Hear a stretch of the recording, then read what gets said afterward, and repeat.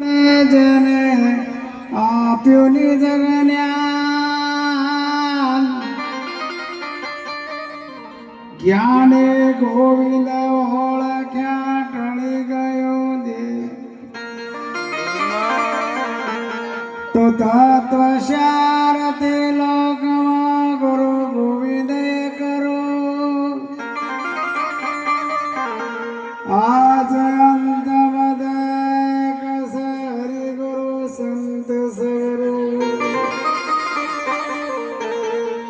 तो हरे गुरु संत कृपा करे हरे सकल संदेश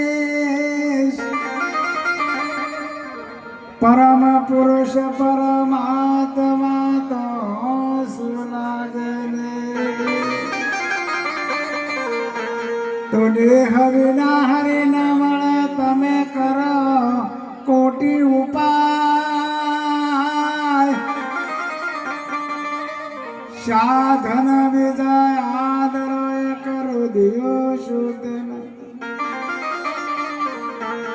તો જેમ જેમ જીવ છૂટવાનો ઉધમ કરે તેમ તેમ બંધાય આપ બળે છૂટે નહીં છોડે સદગુરુના સતગુરુ મહારાજ निर्वाण जय हो। આજે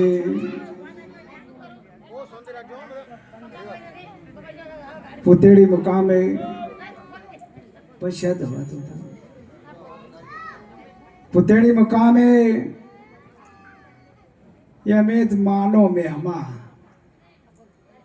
માં કહેતા જેટલું આપણું મોઢું ભરાઈ જાય અને અમારા મનુભાઈ ખૂબ માનું વર્ણન કર્યું, મોહમ્મદ કાકા પણ ખૂબ માનું વર્ણન કર્યું, પણ માના તોલે કોઈ આવી ના શક્યો. માં જીવનમાં એક જ વખત આપણને મળે અને એ આપણી જનેતા આપણને જલમ આલી અને ઉછેરીને મોટા કરે છે ને માનો તો માં. અમારે મનુભાઈ એક પ્રશ્ન બોલું તે અમને એક કિંમતી પ્રશ્ન કોઈ જીવનમાં ઉતારવા જેવો તો હવાની ગોઠ વાળી દેવાની છે.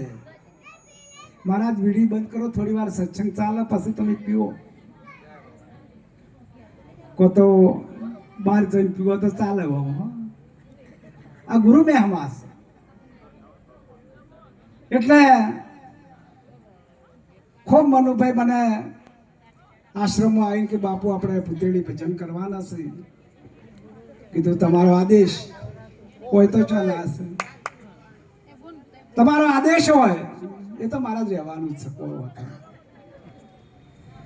એટલે જીવનમાં ભજન સિવાય ઉદ્ધાર નથી હો. ગુરુ ના કર્યા હોય તો ધારણ કરી લેજો. જેમ કે આપણે કોલ કરીને આવ્યા છે કે પરમાત્માનું હું ભજન કર્યો અને આ માયાની જાળમાં આવીને આપણે ભૂલી જશે તો પછી ક્યારે તમે ભજન કરશો?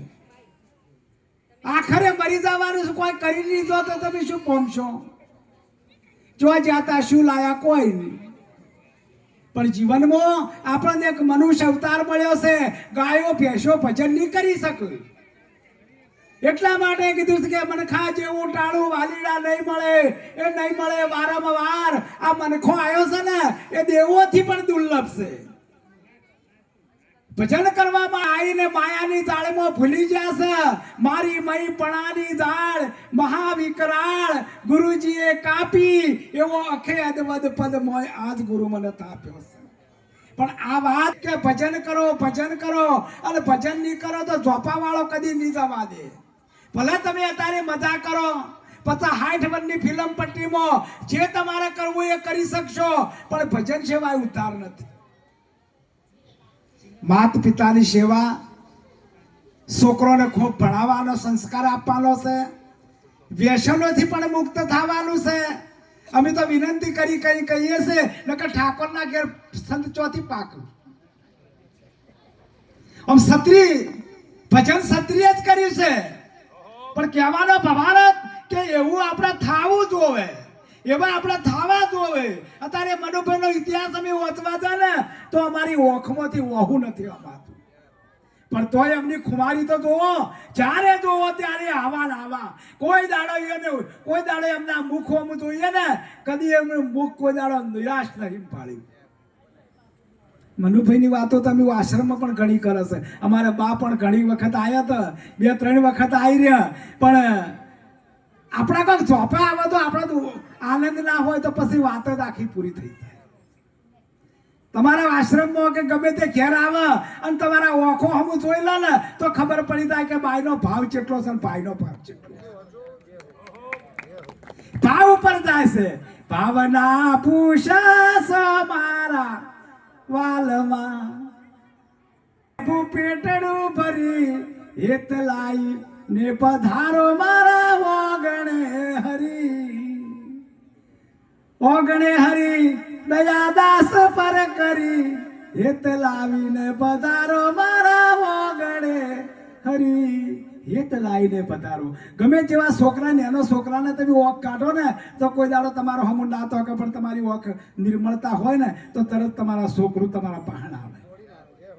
આવી જેની વાત એક એક શબ્દ ગુરુ મહારાજનું આપણે વર્ણન કરી શકીએ તેનું વર્ણન થાય એવું નથી.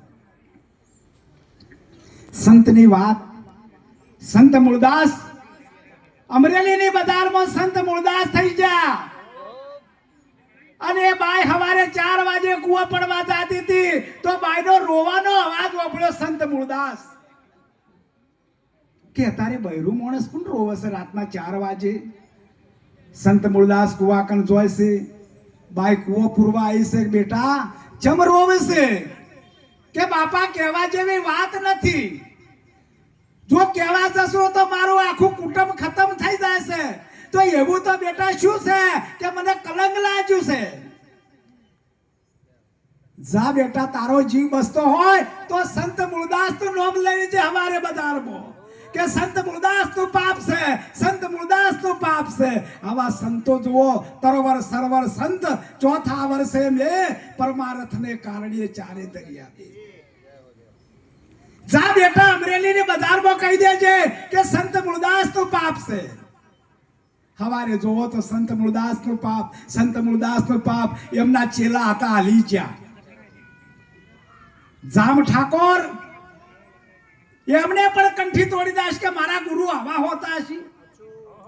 ખાડોનો હાર પહેરાયો, કથાળા પર વરઘોડું કર્યું. આખી અમરેલીની બજારમાં સંત મૂળદાસ નું વરઘોડું કર્યું. એટલે રામદાસ મહારાજ નું મંદિર આવ્યું. ઈકણ એમના સેવક બેઠા હતા જામ ઠાકોર, વચ્ચે મનાડી મરેલી પડેલી. વરઘોડાથી નેચા ઉતર્યા. રામદાસ મહારાજ આ મનાડી સજેવન કરો, મારું વરઘોડું કાઢવાનું છે. સંત મૂળદાસ બોલ્યા, પેલા તો માંથી કમળ લઈને આયા ને અંધળી સોટી પણ પત્તો ના લાજો. અમારાથી મહારાજ ના કહેવાય. સંત મૂળદાસ હાથમાં જળ દીધું કે મન વચન કર્મ થી હું કોઈની લીહ ના લોપી હોય તો આ મનાડી સજેવન થાય. તરત જ મનાડી સજેવન થઈ અને જામ ઠાકોર જેમ લાકડી પડી એમ ગુરુના ચરણે પડી ગયા કે સમય સમય બળવાન નથી અર્જુન બળવાન, કાબે લૂટી ગોપીઓ એ ધનુષે અર્જુન ને એ. હવે સમય જતો રહ્યો, એ સમયની બલિયારી તો પારખ ના કરી.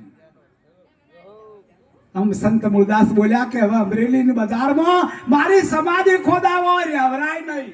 જેમ કે કોઈને કિંમત જ ના કરી.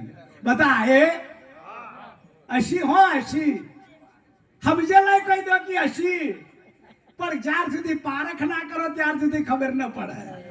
રોજ તમે પહાણ રહેતા હોય પણ તમે હીરાની પારખ ના કરો, એનો વજન ના લાવો તો હીરો કોઈ કિંમત નો નથી મહારાજ. પછી બાપુની સમાધિ ખોદાઈ, બાપુ સમાધિ લીધી.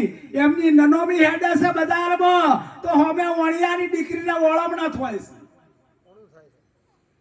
તો વણિયા વેમીલા હોય કે અત્યારે આપણે ઓસોડીને ના ઓળવરાય, અત્યારે આપણે મળદું હમું મળશે તો હવારે આપણે ઓળાવશે, પાછી વાળો છોડી લઈ ઘેર હડો. એટલે માંથી મૂળદાસ મહારાજ બોલ્યા કે બેટા તું તારા પિયુને અત્યારે મળવા જા, હું હવારે મારા પિયુને મળવા જાયો. એક દિવસ સંત મૂળદાસ જીવ્યા છે, બીજા દાડે સંત મૂળદાસ દેહ ત્યાગ કર્યો છે. આ સંતની વાત છે. સંતના સંતપણા નથી મફતમાં મળતા, એ નથી મફતમાં મળતા. સંતો હુળીએ ચડી ગયા તોય બોલતા નથી. જેમ કે એમને શેની બીક છે? ખુમારીની.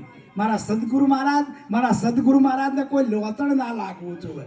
અનેક મારી સૈયરો આવતા સંતોને લેજો વારણા, તમારું મંડળું મોને તો જ ભક્તિ વરજો, ન કે કોઈના કીધે ના જાતો.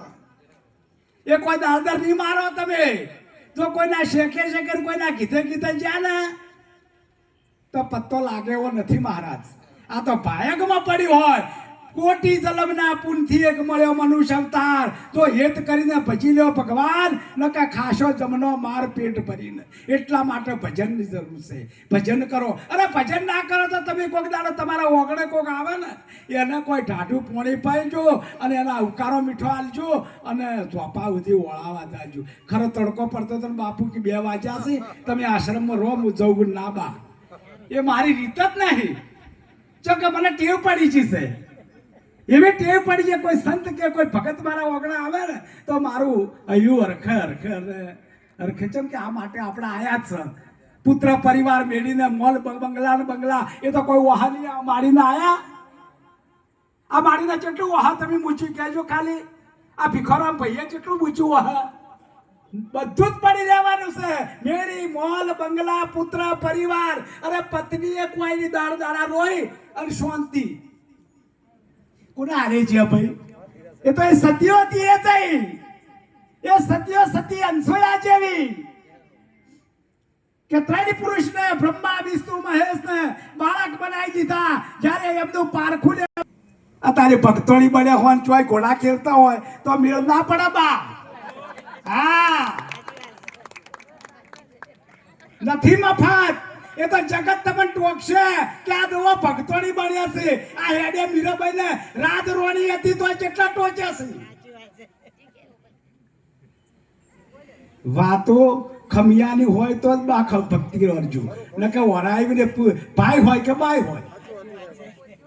તમે એક કોલ હોમાં 4 સુડાવા તો તમારા મારામાં શું ફરક? તો તમે ભગતે શું માર્યું, તમે શું માર્યું છે? કોઈ નહીં.